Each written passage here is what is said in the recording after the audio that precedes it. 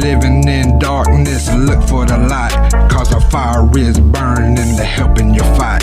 It's the fire keepers, the fire keepers, fire keepers, fire keepers, fire keepers. Recovery, Bumper BG, talk recovery. Fire keepers, fire. Welcome to Firekeeper Recovery. I'm Brant. Bumper Smith. And today we're joined by a special guest, Leslie Lossiah Sneed. And before we get to Leslie, we'll do a quick check-in. How you been doing, Bumper? I've been doing pretty good. I was out sick all last week. Caught a case of the coronavirus again. Hey. It wasn't that bad though, because I had my shots and, sanitize and wash hands, all that good stuff. That's probably the most I've cleaned my house in I don't know how long. But other than that, I'm doing great. It was kind of like a needed break from work and everything else, just staying at home and that's it. Resting up mentally and emotionally and physically and getting reset to come back to work. Yeah, sometimes you don't even know you need it until you have it. Yeah. Heck yeah. How about you, Leslie? You been doing good this week? So far, so good. Battled a lot last week with my depression and anxiety, but I'm getting back on track. Heck yeah. Yeah, it's been a change in time for myself too. I'm just getting, it's just, I guess like the changing of the season, the times have changed. Now you gotta make bigger changes in your life. The small ones don't make the same impact that they used to. Yeah. It's like, all right. Now I'm not just, it's not about being sober anymore. Now it's actual making changes to your actual life. Yeah, like more permanent type changes. Yeah, and that's not, drinking seems easier than changing your character or whatever. Yeah. So that's what I'm battling, still battling, but I know what it is, so it's just now, keep working at it and don't get discouraged when it's not changing right now. It's the process, just like everything else has been. It's been steps to get to the final product. Yeah, progress is it's a series of steps that happens over a period of time. It's like a miracle when permanent change can happen quickly and like overnight, but it's not likely. You got to work at it and keep on with it. Yeah. So that's just the practice of keeping everything in perspective now. And I was losing that because it was things I couldn't control, so I was losing that. Like, I can't control it, so it was spiraling me. So I'm catching myself now. So that's where we all are. We're all moving, and we're still here, and that's the biggest accomplishment a lot of us can have. Yeah. So I thank Leslie again for being here, and it'll be a little different because I think Leslie's not been in addiction herself. She's more had a family, and so that's how we want to talk to her. So the first question is, how has substance use disorder affected your life? I guess we'll go ahead and just address the elephant in the room. In 2018, I lost my oldest brother to his addiction. It eventually, what got him was endocarditis, which would be a result of intravenous drug use. My little brother, in which I don't know if he's even said anything to his kids yet about it or not, but my little brother is in active recovery. He's been clean for about 10, 15 years now. That's awesome. And my dad as well. He's got about close to 20 now. I know. Yeah. And is there any concern as you was growing up in that you would be more genetically inclined to become an addict too? Yeah. It was always a concern of mine. I can remember when I'd be riding down the road with my dad and one of his brothers be laying in the back seat of his car and him and his brothers be sitting up front smoking dope, and I'd be laying back there 5, 6 years old smelling all of it in the background. It was always a concern of mine, and I did for a little bit become an alcoholic, But after I got stopped for a DUI, that's when I got myself straight. You was able to stop it before it got started. Has seeing some of your family members have success in recovery changed how you've seen other addicted people? It does. Like not just seeing people in recovery, it's just seeing everybody at their different stages in the process. I mean, everybody wants to look down at those that are in addiction right now, but I look at them as people. Like, not everybody looks at them as people. Yeah. I carry food in my car. Like, if I see somebody walking down the road, I carry a snack pack and I'll hand them, because you never know when's the last time they ate. Yeah. I don't judge them, because everybody has their own something that happened to them that put them in that position. Not to say that everything else is to blame, because we all have our own choices to make, but I do look at everybody differently now, especially Critter versus Travis. I got one up here with me and then one in the ground. So, you can't really judge a book by its cover. Yeah. You had unfortunate circumstances to see both sides. Yeah. Yeah. Has that impacted how you deal with their kids? Yeah. Is it harder to do certain things? Well, sometimes it's just really hard to even look at Dragon, because Dragon looks so much like Critter. It's not even funny. Acts just like him, has that same smart ass attitude as him. He's so funny. Like, you say something and then just out of the blue he says something and it's like, damn, there's Critter. Yeah. But I do tend to baby him and Colby a little more because of the fact that they don't have their mom nor their dad. I mean, their mom's still here with us, but she's also out there. Yeah. And we'll just continue that. Is it hard to deal with the other side of the family when you're not glad, but you have that relationship with them? How do you deal with that? So it's hard. It's hard. Communication with them is very different. Sometimes you can talk to them, and other times it's like, you can see it. Yeah.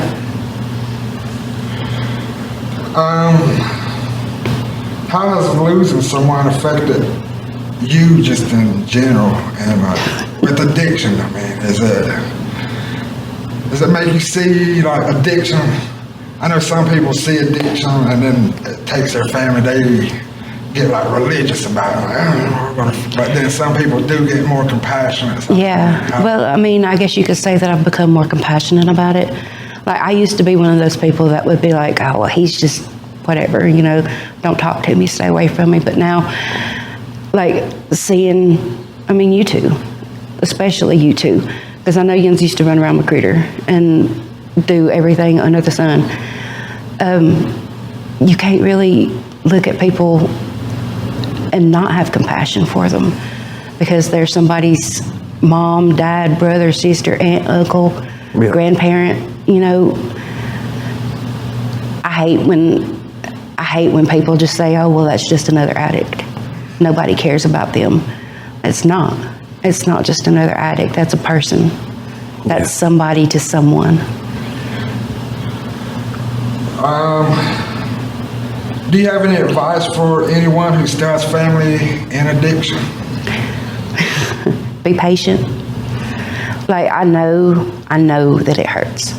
I know it hurts to see them out there doing stuff that you don't want them to be doing, especially knowing the consequences of what could happen. It does hurt. But you have to be patient. And as much as I hate to say this, tough love. You have to know your limits. Yeah. Know your limits and how far you're able to go for that person that you love. Yes, you love them, but they're struggling with their addiction, and at that very moment, they don't care what you have to say they ain't hearing you. They ain't wanting to listen to you. You have to keep your faith that someday whatever happens is gonna happen, one way or the other. And that was really the hardest lesson that we had to learn. Because Critter used to hate to come around us. God, he hated to come around us because every time he came around, he always said that Mom always just bitched at him. And finally, we all got to the point where Mom just called him and told him that she loved him, and just told him, hey, I'm thinking about you. I love you. Come see me when you can. And she told me and Travis, she says, don't say anything to your brother out of anger, because you never know when that's going to be your last. Yeah.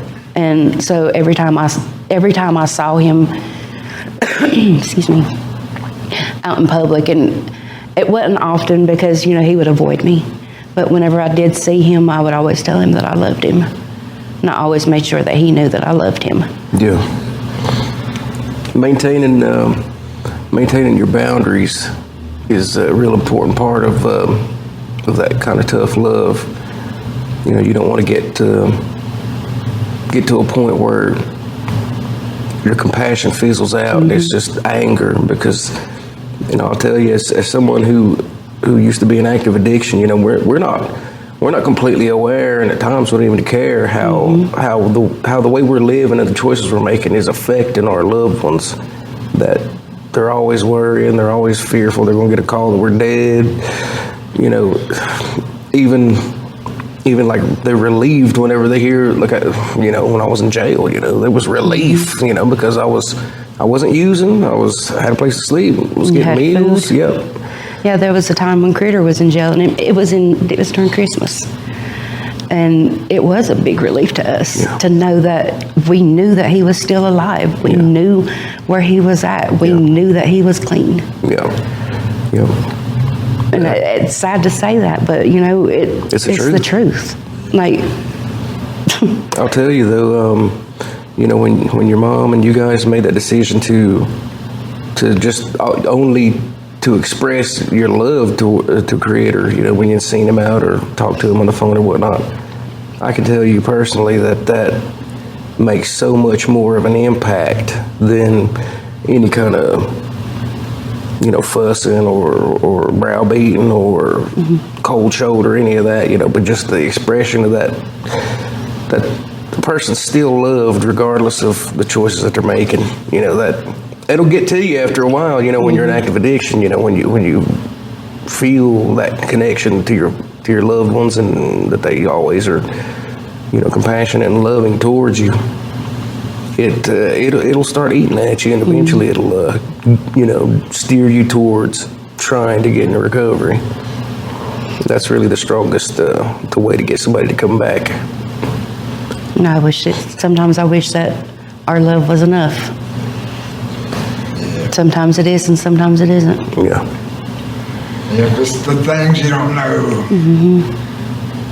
that people that are in addiction are struggling with, and then the things that they're struggling with, but how can you help them with that?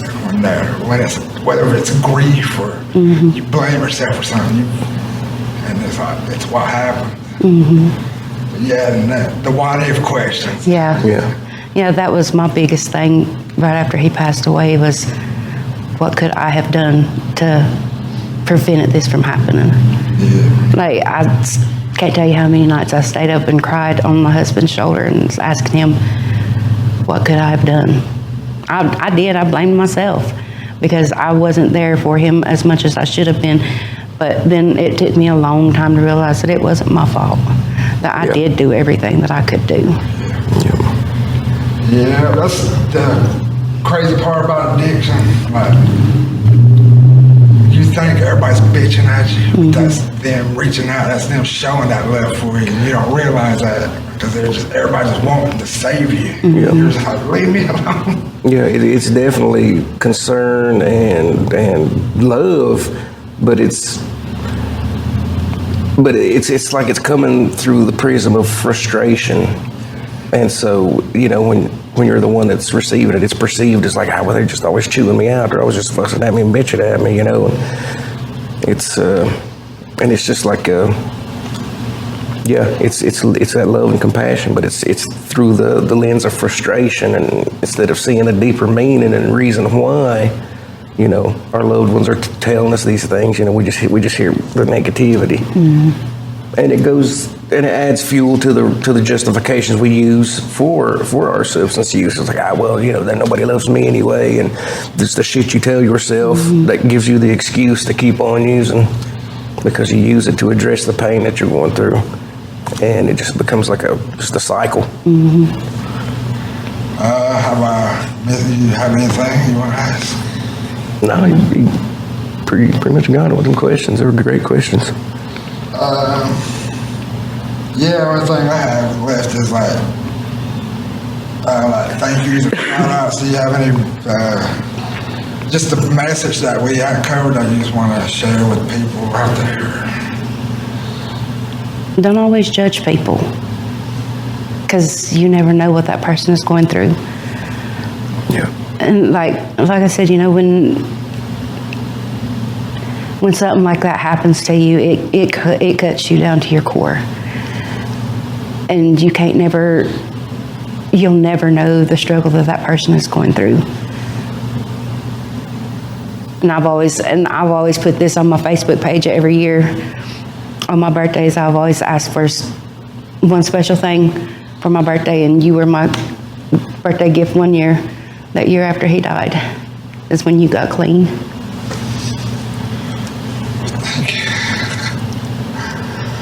He's the reason now. That meant more to me than anything you will ever know. And I've always told people, especially those out there in active addiction, that drugs don't love you, but your family and I do. Yeah. I just wish more people would realize that no matter what situation you're in, where you're at in your addiction, that your drugs don't love you, but your family does. And they always will, no matter how much you think they hate you. That love and compassion is the path to healing, and when the healing occurs, that's when recovery is able to take root and grow.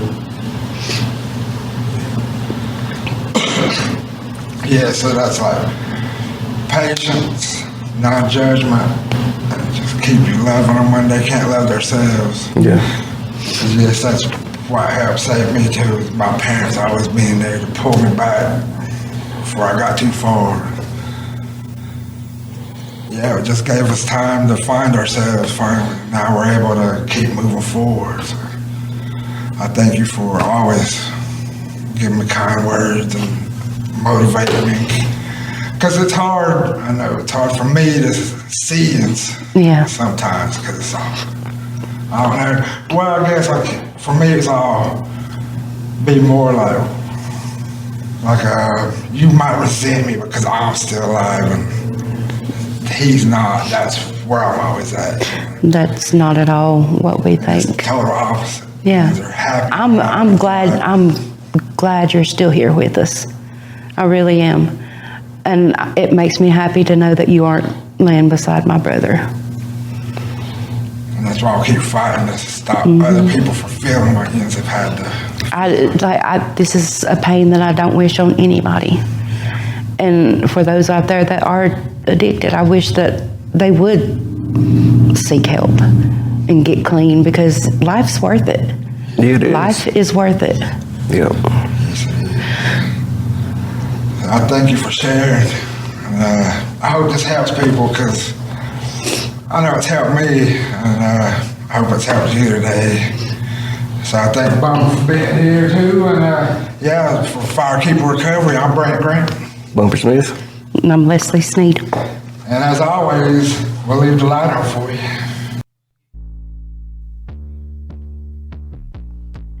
Eastern Bay, Cherokee, Firekeeper, Recovery. We the Firekeepers, the Firekeepers, the Firekeepers, the Firekeepers. Yeah, coming to you live from the mountains of smoke. Firekeeper Recovery, bringing you hope. If you're living in darkness, look for the light, cause a fire is burning to helping you fight. It's the fire keepers, the fire keepers, fire keepers, fire keepers, fire keepers. Recovery, bumpin' BG, talk recovery.